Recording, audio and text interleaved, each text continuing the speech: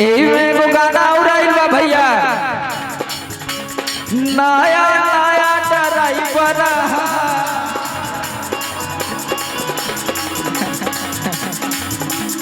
ई वाला गाना इधर आयल है, सब लोग हाथ उठा के बताइबा तब ना।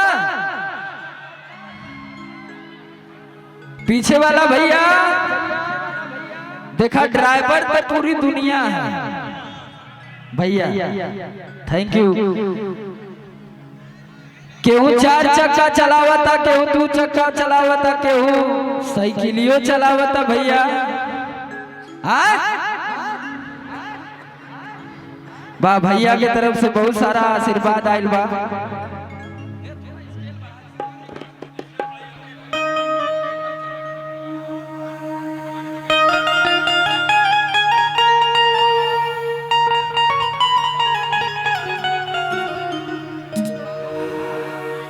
अरे की हाल का कोई पिया के,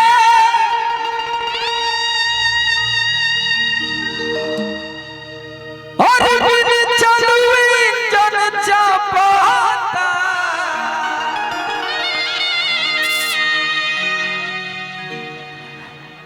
ये गाना के आप सब इतना प्यार देने की 42 दिन में ये गाना 100 मिलियन प्यार हो गया।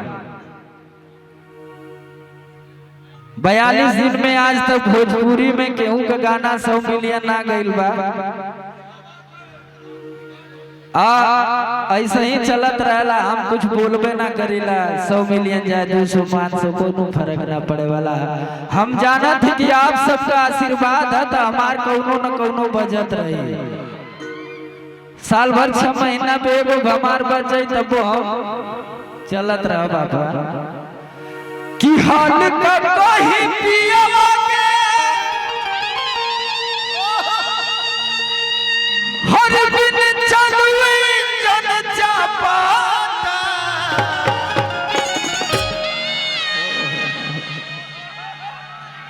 देखा, हमके झटका मरबू तो हमार भयवा समार नहीं है, लेकिन हम मारत तो छिटा जेबू का हो। और कि नया नया ड्राइवर, ये सब नया ड्राइवर हुआ का हो, है ना। हमारे साथ कई बार लोग तनिक कैमरा वाला भैया ये हर बना लिया वीडियो कि नया नया ड्राइवर, नया। इतना मन से पढ़ले होता लोग। चला, लेकिन कुछ तो कैला लोगन आवा। और कि नया नया ड्राइवर,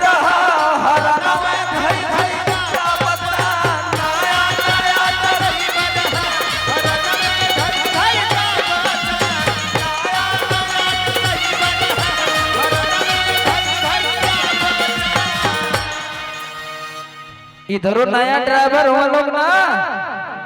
पिछवा वाला भैया इधर आगे कुछ पुराना ड्राइवर लोग भी हुआ, लेकिन नौजवाने हुए।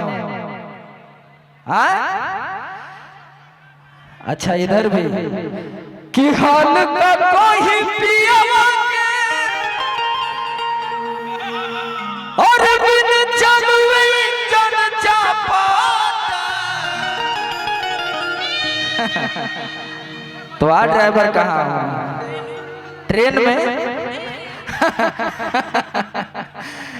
इनका ट्रेन में चलावत हुआ ट्रेन। रूपा जी इनका ट्रेन चलावत हुआ। कि हाल का कोई पिया के, और बिन चलुई जन चापाता। कि नया नया ड्राइवर, और कि नया नया ड्राइवर,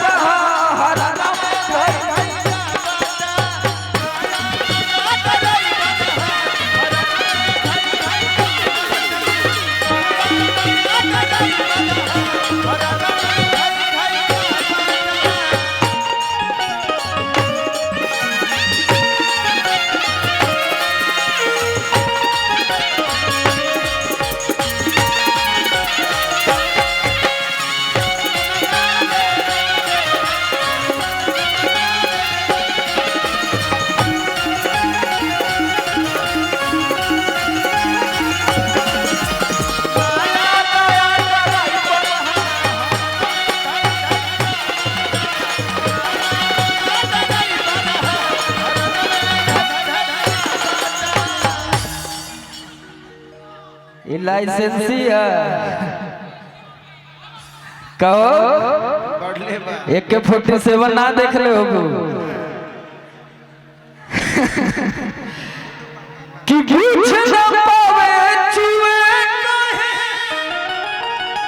एक गुड्डू पांडे भैया की तरफ से सब आशीर्वाद आ रहा है आवे के भैया और कि कुछ न पावे चुए पानी कर बोले तरसे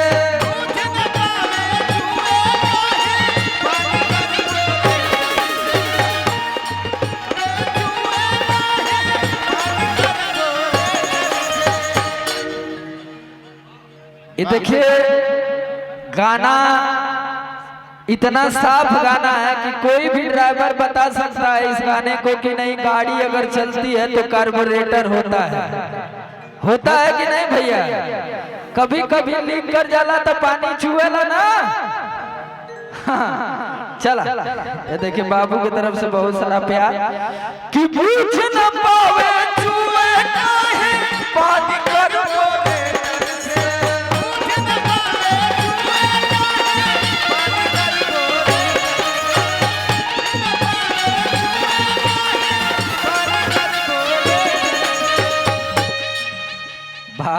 अब इधर कि भइल बारे तंग जवानी रोज रोज के मैटर से ए पिंकी जी कि धरता जब जब पिकअप गड़िया और छोड़ी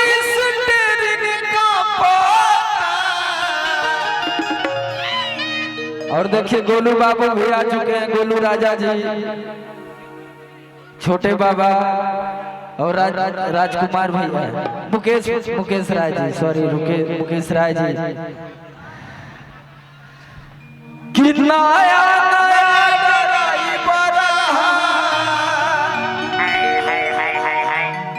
अब रूपा जी तुम्हारा ड्राइवर ठीक हो ना कि नया हो तुम्हारा पुराना ड्राइवर हो कि नया हो पुराना तब ठीक है चला और कि नया